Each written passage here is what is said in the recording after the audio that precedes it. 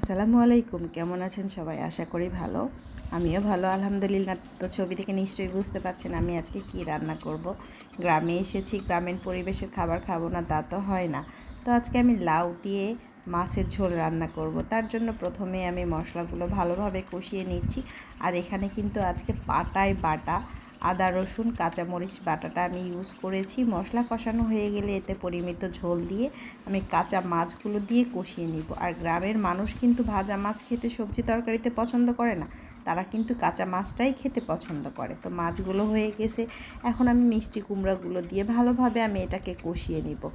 আর এই মিষ্টি কুমড়া কিন্তু বাজার থেকে কেনা না, মিষ্টি কুমড়া দু ধরনের হয়, একটা জাংলার আর একটা খেতে চাষ করা। এটা খেতে চাষ করার মিষ্টি কুমড়া ছিল, আমি নিজে গিয়ে নিয়ে এসেছি।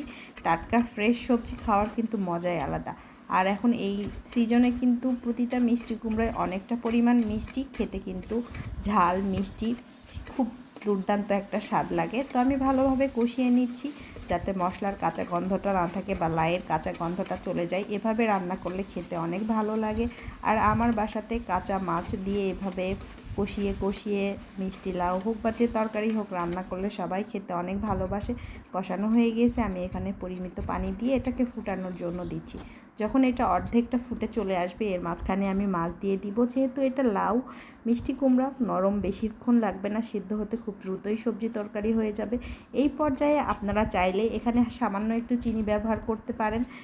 আমি হাফ চামচ চিনি ব্যবহার করেছি। আমার রান্নাটা হয়ে গিয়েছে, আর একটু বলক দিয়ে আমি চুলাটাকে বন্ধ করে দেব। এরপরে খাবারের জন্য আমি পরিবেশন করে নিয়েছি।